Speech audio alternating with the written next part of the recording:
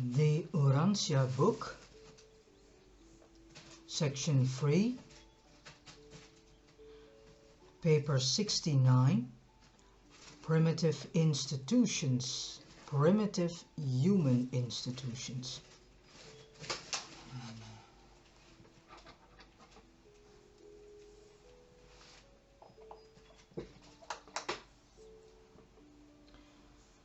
Emotionally, man transcends his animal ancestors in his ability to appreciate humor, art, and religion.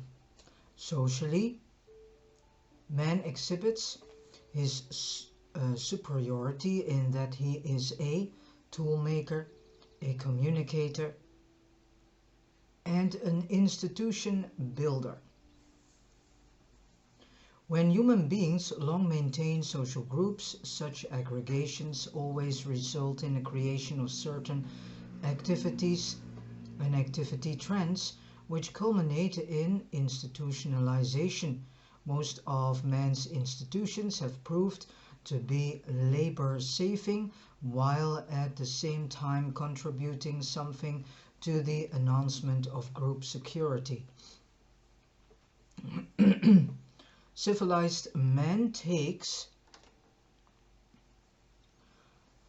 great pride in the character, stability and continuity of his established institutions, but all human institutions are merely the accumulated mores of the past as they have been conserved by taboos and dignified by religion. Such legacies become traditions, and traditions ultimately metamorphose into conventions. 1. Basic human institutions. All human institutions minister to some social need, past or present, notwithstanding that their overdevelopment unfailingly detracts from the worthwhileness of the individual in that personality is overshadowed and initiative is diminished. Man should control his institutions rather than permit himself to be dominated by these creations of advancing civilization.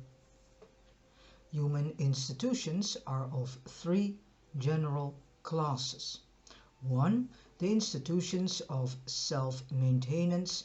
These institutions embrace those practices growing out of food hunger and its associated instincts of self-preservation. They also include industry, property, war for gain, and all the regulative machinery of society.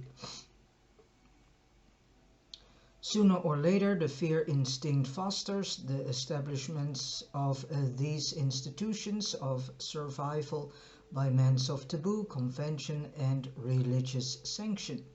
But fear, ignorance, and superstition have played a prominent part in the early origin and subsequent development of all human institutions. 2. The institutions of self-perpetuation. These are the establishments of society growing out of sex, hunger, maternal instinct, and the higher, tender emotions of the races. They embrace the social safeguards of the home and the school, of family life, education, ethics, and religion. They include marriage, customs, war for defense, and home building. 3. The institutions of self-gratification. These are practices growing out of vanity, proclivities, and pride emotions, and they embrace customs in dress and personal adornment, social usages, war for glory, dancing, amusement, games, and other phases of sensual gratification. But civilization has never evolved distinctive institutions of self-gratification. These three groups of social practices are intimately interrelated and minutely interdependent, the one upon the other. On Urantia, they represent a complex organization which functions as a single social mechanism. 2. The dawn of industry. Primitive industry slowly grew up as an insurance against the terrors of famine. Early in his existence, man began to draw lessons from some of the animals that during a harvest of plenty store up food against the days of scarcity. Early frugality, industry, the lot of the average tribe was one of destitution and real suffering.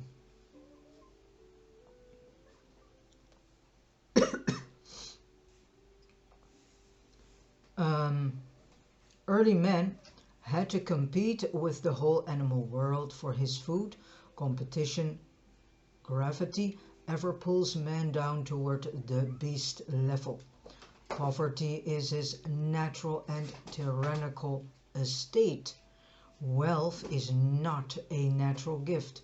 It results from labor, knowledge, and organization. Primitive not slow to recognize the advantages of association. Association led to organization, and the first result of organization was division of labor, with its immediate saving of time and materials. These specializations of labor arose by adaptation to pressure, pursuing the paths of lessened resistance. Primitive savages never did any real work cheerfully or willingly. With them, conformity was due to the coercion of necessity. Primitive man disliked hard work, and he would not hurry unless confronted by grave danger. The time element in labor, the idea of doing a given task within a certain time limit, is entirely a modern motion and notion. The ancients were never rushed. In some cultures, especially the southern cultures, you see this very much reflected, this never being in a rush. It was the double demands of the intense struggle for existence and of the ever-advancing standards of living that drove the naturally inactive races of early man into avenues of industry. Labor, the efforts of design, distinguishes man from the beast whose exertions are largely instinctive. The necessity for labor is man's paramount blessing. The prince's staff all worked. They did much to ennoble physical labor on Urantia. Adam was a gardener. The God of the Hebrews labored. He was the creator and upholder of all things. The Hebrews were the first so-called tribe to a supreme premium on industry. They were the first people to decree that he who does not work shall not eat. But many of the religions of the world reverted to the earlier ideal of idleness. And so now we get to know that this sentence, he who does not work shall not eat, is not from God, but is completely a man-created sentence.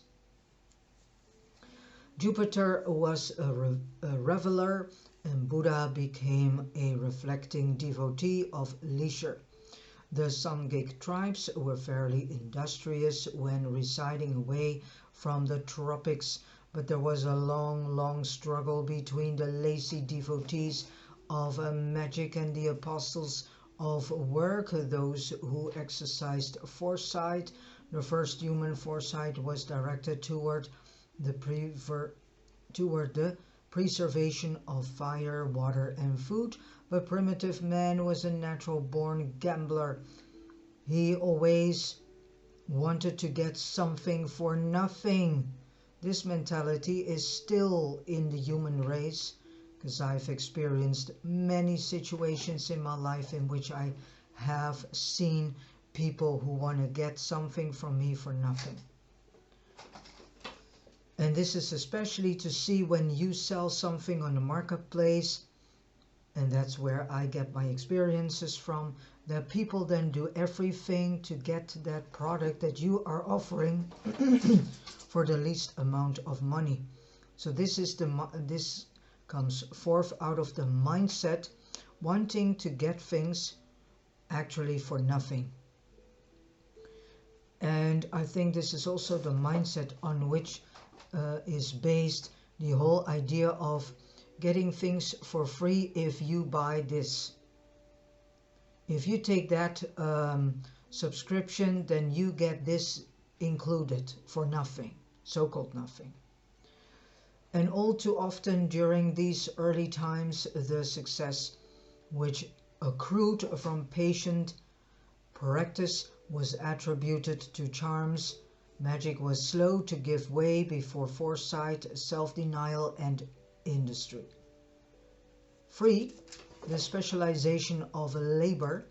The divisions of labor in primitive society were determined first by natural and then by social circumstances. The early order of specialization in labor was 1. Specialization based on sex. Women's work was derived from the selective presence of the child. Women naturally love babies more than men do. Thus, a woman became the routine worker, while men became the hunter and fighter, engaging in accentuated periods of work and rest. All down through the ages, the taboos have operated to keep woman strictly in her own field. Man has most selfishly chosen the more agreeable work, leaving the routine drudgery to woman.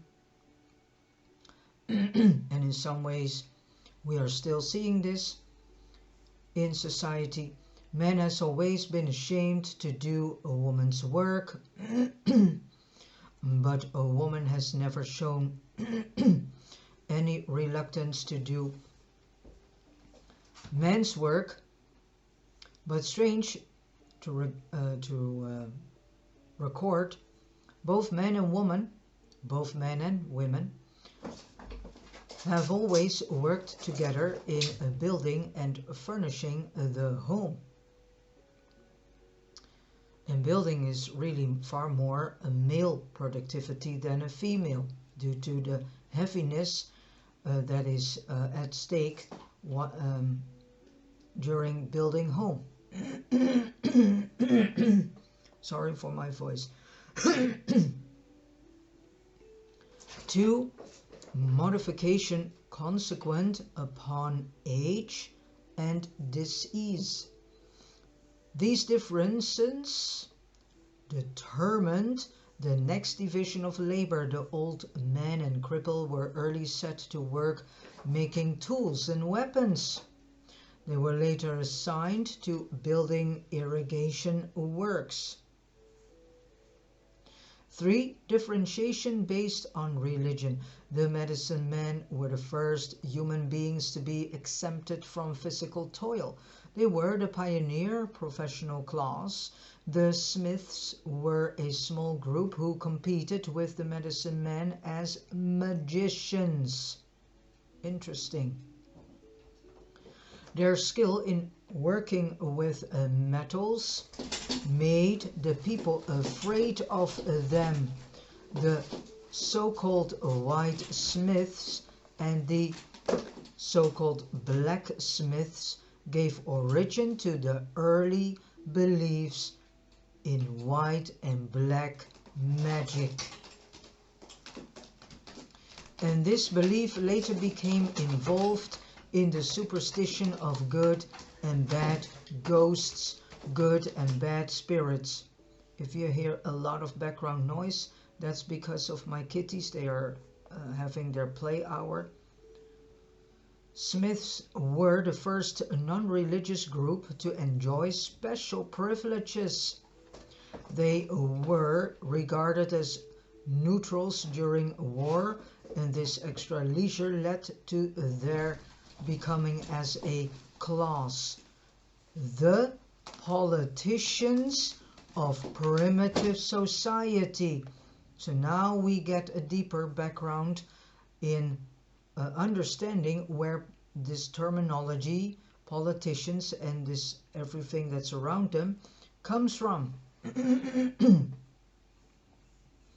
But through gross abuse of these privileges, the Smiths became universally hated, and the medicine men lost no time in fostering hatred for their competitors. In this first contest between science and religion between brackets superstition won. After being driven out of the villages, the Smiths maintained the first inns, public lodging houses on the outskirts of the settlements. So now we get to know the real route from where the inns and the pubs are coming from. 4. Master and slave. The next differentiation of labor grew out of the relations of the conqueror to the conquered, and that meant the beginning of human slavery. 5. Differentiation based on diverse physical and mental endowments. Further divisions of labor were favored by the inherent differences in man. All human beings are not born equal. So this is also a thing that we are constantly saying, and that we are equal to one another and so on, but this is not the case. The early specialists in industry were the flint makers and stone masons. Next came the smiths. Subsequently, group specialization developed. Whole families and clans dedicated themselves to certain sorts of labor. The origin of one of the earliest castes of priests, apart from the tribal medicine men, was due to the superstitious exaltation of a family of expert sword makers. The first group specialists in industry were rock salt exporters and potters. Women made the plain pottery and men the fancy. Among some tribes, sewing and weaving were done by women, in others by men. The early traders were women. The early traders were women. They were employed as spies, carrying on commerce as a sideline. Presently, trade expanded, the women acting as intermediaries, jobbers. Then came the merchant class, charging a commission profit for their services. Growth of group barter developed into commerce, and following the exchange of commodities came the exchange of skilled labor. And then 4, the beginning of trade. Just as a marriage by contract followed marriage by capture, so trade by barter followed seizure by raids. But a long period of piracy intervened between the early practices of silent barter and the later trade by modern exchange methods. The first barter was conducted by armed traders who would have and leave their goods on a natural spot. Women held the first markets. They were the earliest traders, and this was because they were the burden bearers. The men were warriors. Their very early, the trading counter was developed, a wall wide enough to prevent the traders reaching each other with weapons. A fetish was used to stand guard over the deposits of goods for silent barter. Such marketplaces were secure against theft. Nothing would be removed except by barter or purchase. With a fetish on guard, the goods were always safe. The early traders were scrupulous, honest within their own tribes, but regarded it as all right to cheat distant strangers. Even the earlier Hebrews recognized a separate code of ethics in their dealings with the Gentiles. For ages, silent barter continued before men would meet unarmed on the sanctuary and on the sacred marketplace. These same market squares became the first places of sanctuary, and in some countries were later known as cities of refuge. Any fugitive reaching the marketplace was safe and secure against attack. And this is funny that most of the refuge are first going to the cities instead of the countryside.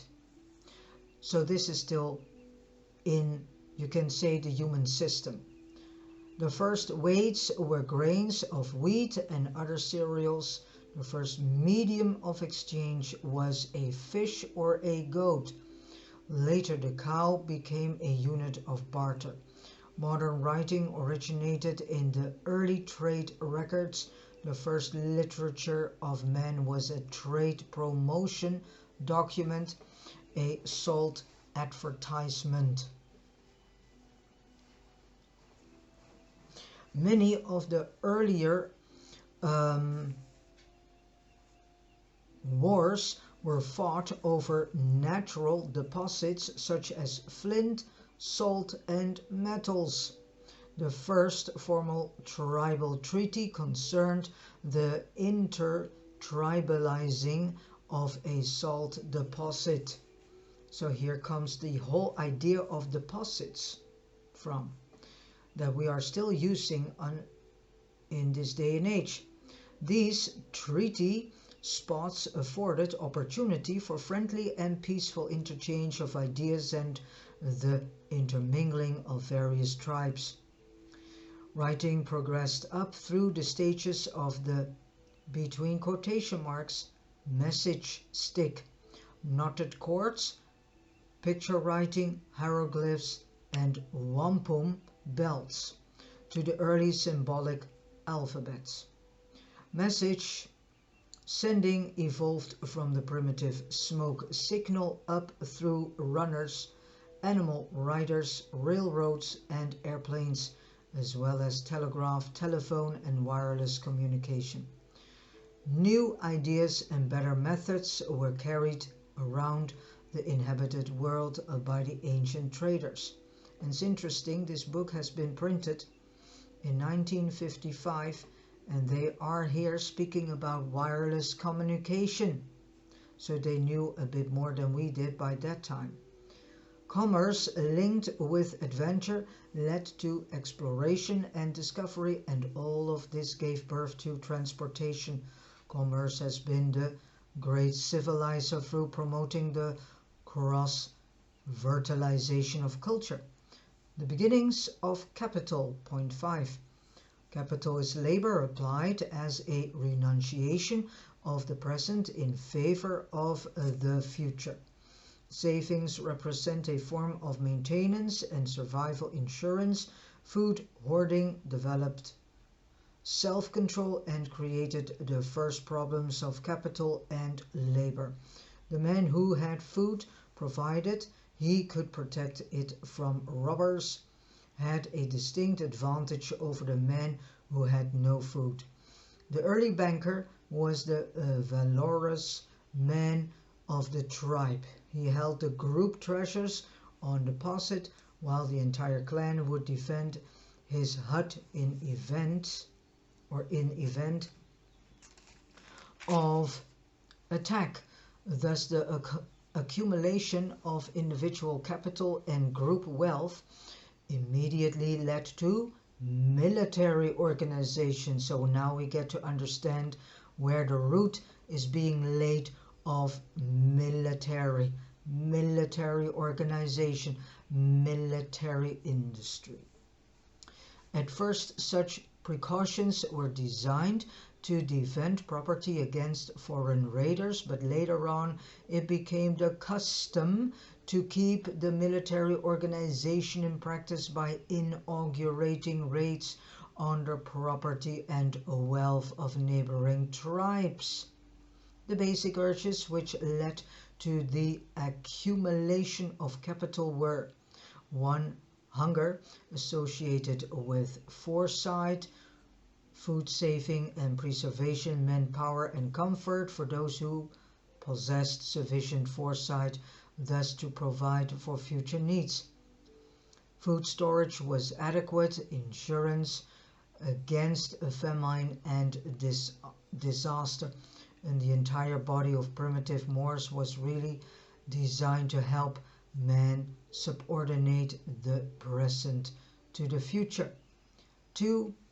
Love of family, desire to provide for their wants. Capital represents the saving of property in spite of the pressure of the wants of today in order to insure against the demands of the future. A part of this future need may have to do with one's posterity. 3. Vanity, longing to display one's property accumulations. Extra clothing was one of the first badges of distinction. Collection vanity early appealed to the pride of man. 4. Position, eagerness to buy social and political prestige. There early sprang up commercialized nobility, admission to which dependent on the performance of some special service to royalty or was granted frankly for the payment of money. 5. Power, the craving to be master. Treasure lending was carried on as a means of enslavement, 100% a year being being the loan rate of these ancient times. The money lenders made themselves so-called kings by creating a standing army of debtors. By creating a standing army of debtors. This is interesting because this society is in complete debt. Everybody has a debt. So now we get to understand where the root is laid of this. Bond servants were among the earliest form of property to be accumulated, and in olden days debt slavery extended even to the control of the body after death. Well, we can say that we are all in debt slavery. 6. Fear of the ghosts of the dead. Priests' fees for protection. Men early began to give death presents to the priests with a view to having their property used to facilitate their progress through the next life. The priesthoods thus became very rich. They were chief among ancient capitalists. 7. Sex urge, the desire to buy one or more wives. Men's first form of trading was a woman exchange. It long preceded horse trading, but never did the barter in sex slaves advance society. Such traffic was and is a racial disgrace, for at one and the same time it hindered the development of family life and polluted the biologic fitness of superior peoples. And this is still going on. Women are still being exchanged as trading. Women, there's still sex slaves going on. This whole idea of sex slaves still is in this day and age active in the underground scene especially. 8. Numerous forms of self-gratification. Some sought wealth because it conferred power. Others toiled for poverty because it meant ease. Early men, and some later day ones, tended to squander his resources on luxury. Intoxicants and drugs intrigued the primitive races.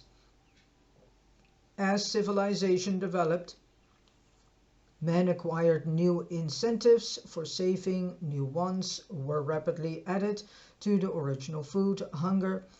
Poverty became so abhorred that only the rich were supposed to go direct to heaven when they died.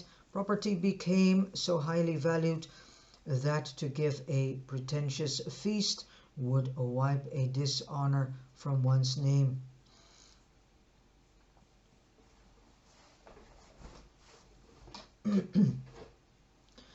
Accumulation of wealth early became the badge of social distinction. Individuals in certain tribes would accumulate property for years just to create an impression by burning it up on some holy day or by freely distributing it to fellow tribesmen. This made them great men. Even modern peoples revel in the lavish distribution of so-called Christmas gifts, while rich men endow great institutions of so-called philanthropy and learning. The philanthropy that is here in present day is not really philanthropy at all. Man's technique varies, but this disposition remains quite unchanged. But it is only fair to record that many an ancient rich man distributed much of his fortune because of the fear of being killed by those who coveted his treasure. Wealthy men commonly sacrificed scores of slaves to show disdain for wealth. Though capital has tended to liberate men, it has greatly complicated his social and industrial organization. The abuse of capital by unfair capitalists does not destroy the fact that it is the basis of modern industrial society. Through capital and invention, the present generation enjoys a higher degree of freedom than any that ever preceded it on earth. This is placed on record as a fact and not in justification of the many misuses of capital by thoughtless and selfish custodians. 6. Fire in relation to civilization. Primitive society, with its 4 divisions, industrial, regulative, religious, and military, rose through the instrumentality of fire, animals, slaves, and property. Fire building by a single bound forever separated man from animal. It is the basic human invention or discovery. Fire enabled man to stay on the ground at night, as all animals are afraid of it. Fire encouraged eventide social intercourse. It not only protected against cold and wild beasts, but was also employed as security against ghosts. It was at first used more for light than heat. Fire was a great civilizer, providing man with his first means of being altruistic without loss by enabling him to give live coals to a neighbor without depriving himself. The household fire, which was attended by the mother or eldest daughter, was the first educator, requiring watchfulness and dependability. The early home was not a building, but the family gathered around the fire. The fire was the center of family life, the family heart. When a son founded a new home, he carried a firebrand from the family hearth. Though Andon, the discoverer of fire, avoided treating it as an object of worship, many of his descendants regarded the flame as a fetish or as a spirit. They failed to reap the sanitary benefits of fire because they would not burn. Refuse. Primitive man feared fire and always sought to keep it in good humor, hence the sprinkling of incense. Under no circumstances would the ancients spit in a fire, nor would they ever pass between anyone and a burning fire. Even the iron pirates and flints used in striking fire were held sacred by early mankind. It was a sin to extinguish a flame. If a hut caught fire, it was allowed to burn. The fires of the temples and shrines were sacred and were never permitted to go out, except that it was the custom to kindle new flames annually or after some calamity. Women were selected as priests because they were custodians of the home fires. And the early myths about how fire came down from the gods grew out of the observations of fire caused by lightning. These ideas of supernatural origin led directly to fire worship, and fire worship led to the custom of passing through fire, a practice carried up to the times of Moses, and there still persists the idea of passing through fire after death.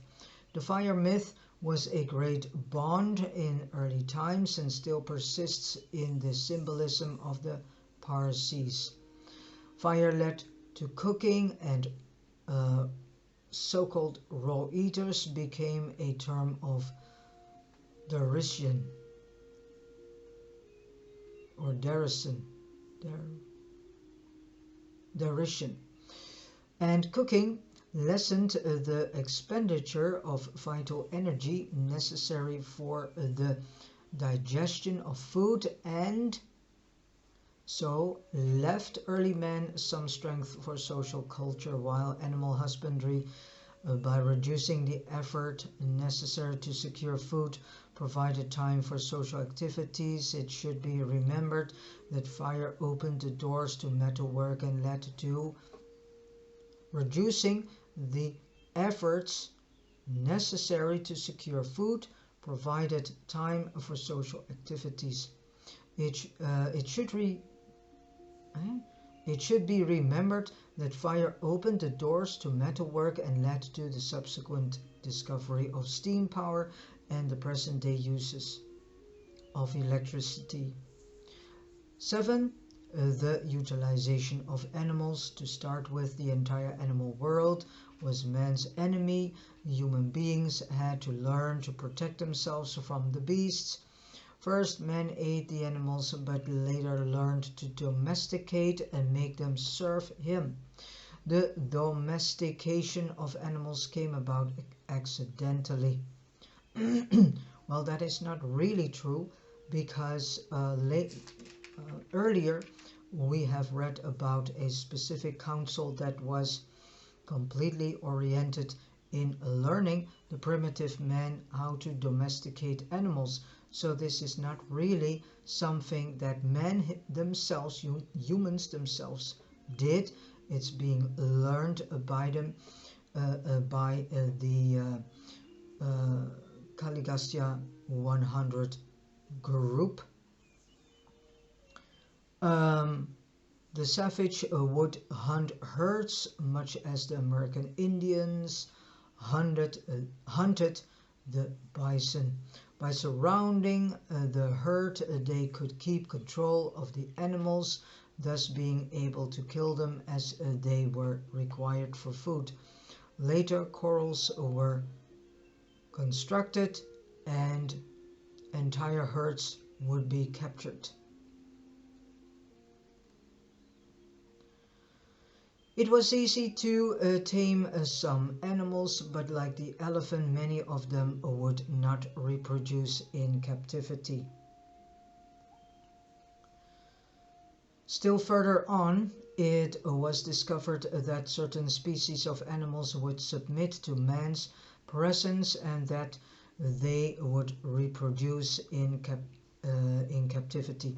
The domestication of animals was thus promoted by selective breeding in art, which has made great progress since the days of Dalmatia, since the days of the Caligastya 100. And they were the ones that taught the human race this. If no one would have ever taught the primitive human race how to domesticate animals, the humans never would have done this by themselves. The dog was the first animal to be domesticated, and the difficult experience of taming it began when a certain dog, after following a hunter around all day, actually went home with him. For ages, dogs were used for food, hunting, transportation, and companionship. At first, dogs only howled, but later on they learned to bark. The dog's keen sense of smell led to the notion it could see spirits, and thus arose the dog fetish cults. The employment of watchdogs made it first possible for the whole clan to sleep at night. It then became the custom to employ watchdogs to protect the home against spirits as well as material enemies. When the dog barked, man or beast approached. But when the dog howled, spirits were near. Even now, many still believe that a dog's howling at night betokens death. When man was a hunter, he was fairly kind to woman, but after the domestication of animals, coupled with the Caligastya confusion, many tribes shamefully treated their women. They treated them altogether too much as they treated their animals. Man's brutal treatment of a woman constitutes one of the darkest chapters of human history. And then 8, slavery as a factor civilization. Primitive man never hesitated to enslave his fellows, so that's how kind we are toward one another. Woman was the first slave, a family slave. Pastoral man enslaved woman as his inferior sex partner. This sort of sex slavery grew directly out of man's decreased dependence upon woman. So now we understand why women are fighting for their rights.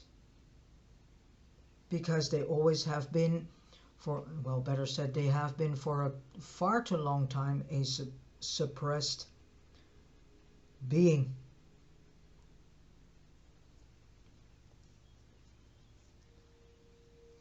Not long ago, enslavement was the lot of those military captives who refused to accept the conqueror's religion. Well, this is still going on. In early times, captives were either eaten, tortured to death, set to fighting each other, sacrificed to spirits, or enslaved. All this is not away from this planet, it is still going on. Slavery was a great advancement over massacre and cannibalism. Enslavement was a forward step in the merciful treatment of war captives. The ambush of Ai, with the wholesale slaughter of men, women, and children, only the king being saved to gratify the conqueror's vanity, is a fateful picture of the barbaric slaughter practiced by even supposedly civilized people. The raid upon Og, the king of Bashan, was equally brutal and effective. The Hebrews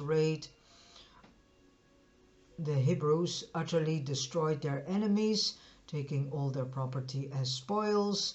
They put all cities under tribute on pain of the destruction of all males.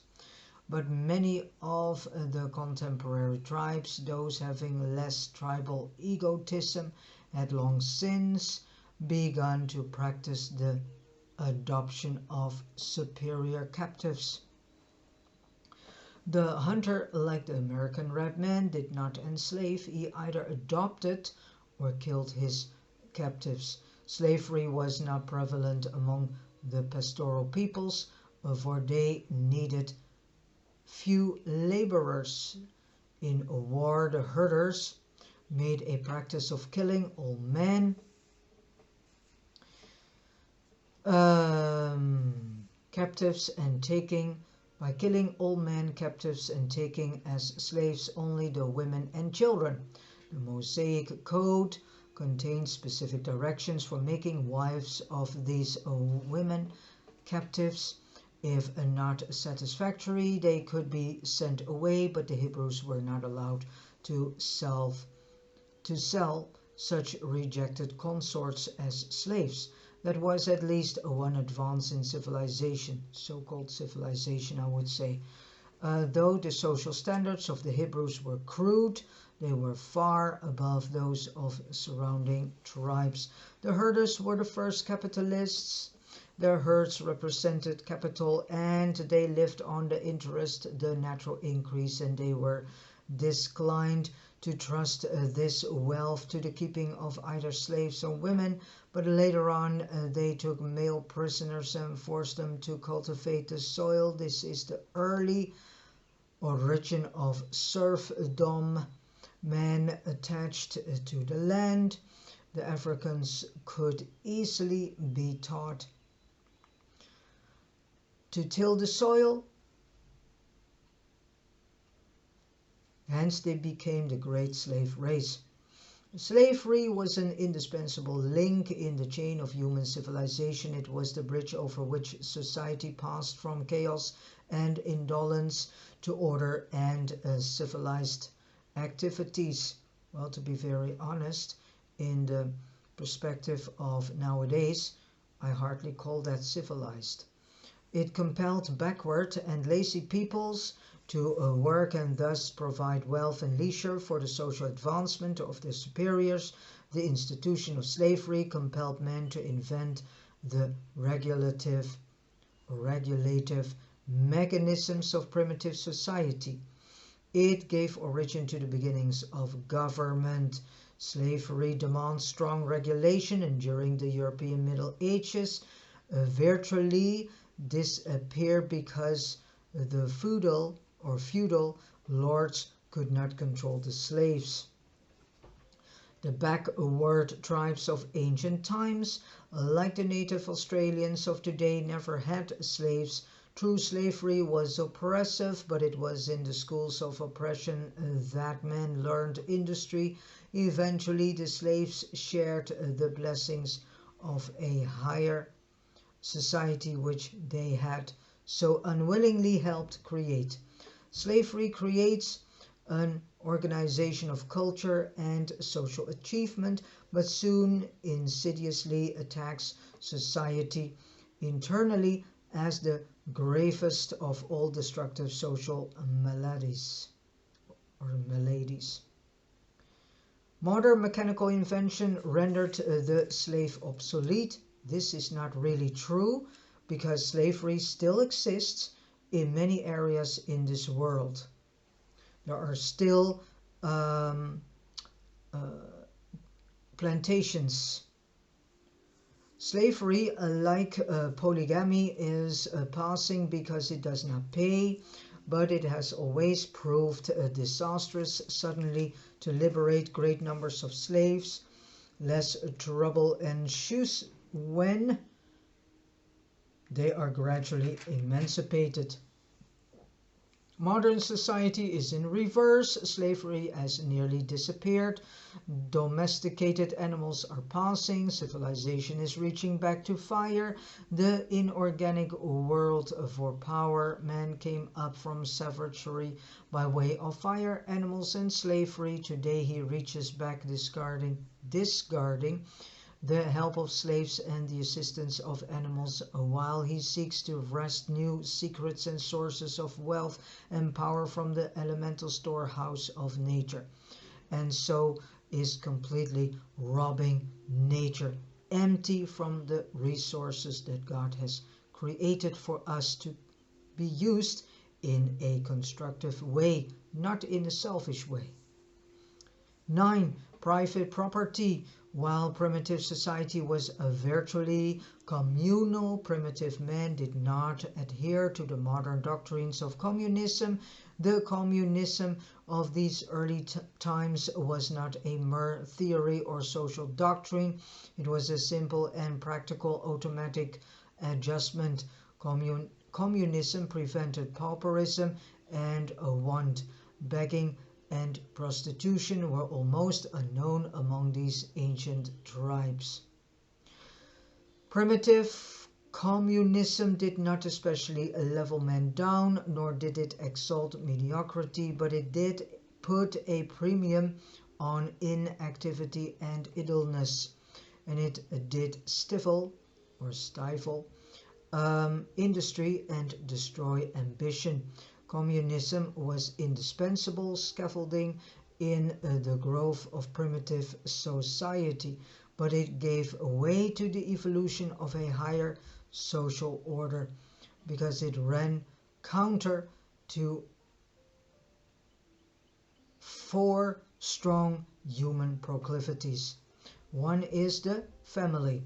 Man not only craves to accumulate property, he desires to bequeath his capital goods to his progeny. The later capital accumulation and property inheritance mores were a distinct social advance, and this is true notwithstanding the subsequent gross abuses attendant upon the misuse of capital. 2. Religious tendencies. Primitive man also wanted to save up property as a nucleus for starting life in the next existence. The teachers of revealed religion, more especially the Christian teachers, were the first to proclaim that the poor could have salvation on equal terms with the rich.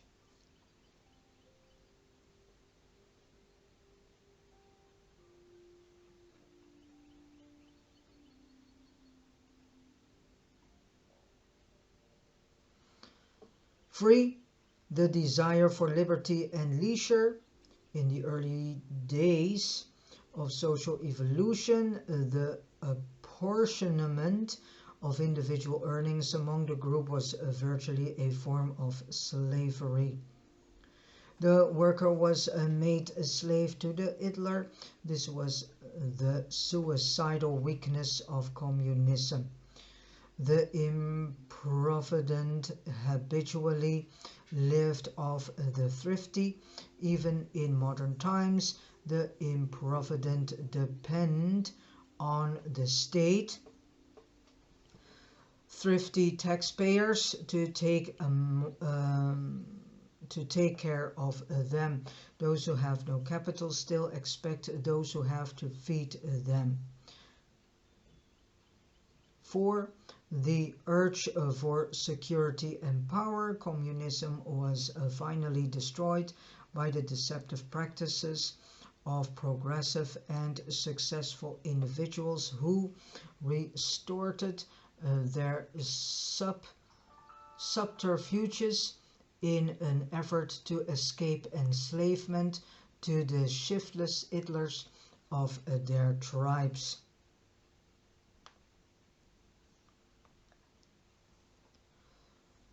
But at first, all hoarding was secret, primitive. Insecurity prevented the outward accumulation of capital.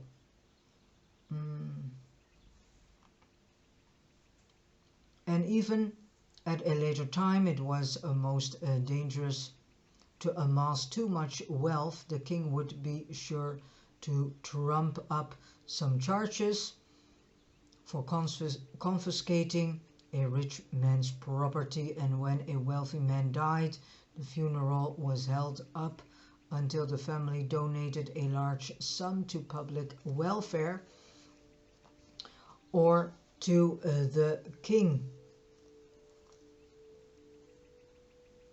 An inheritance tax. So now we know where the inheritance tax is coming from.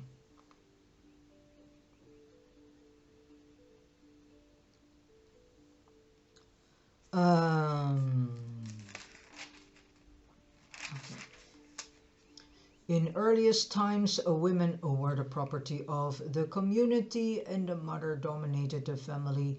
The early chiefs owned all the land and were proprietors of all the women. Marriage required the consent of the tribal ruler. With the passing of communism, women were held individually, and the father gradually assumed domestic control. And the father gradually assumed domestic control. Thus the home had its beginning, and the prevailing polygamous customs were gradually displaced by monogamy. Polygamy is the survival of the female slavery element in a marriage. Monogamy is the slave-free ideal of the matchless association of one man and one woman in the exquisite enterprise of home building, offspring rearing, mutual culture, and self-improvement. At first, all property, including tools and weapons, was the common possession of the tribe. Private property first consisted of all things personally touched. If a stranger drank from a cup, the cup was henceforth his. Next, any place where blood was shed became the property of the injured person or group. Private property was thus originally respected because it was supposed to be charged with some part of the owner's personality. Property honesty rested safely on this type of superstition. No police were needed to guard personal belongings. There was no stealing within the group, though men did not hesitate to appropriate the goods of other tribes. Property relations did not end with death. Early personal effects were burned, then buried with the dead, and later inherited by the surviving family or by the tribe. Sleeping space was of man's earliest properties. Later, home sites were assigned by tribal chiefs who held all real estate in trust for the group. And here we get to see the basis of trust. And not trust in the sense of a sort of attitude, but trust.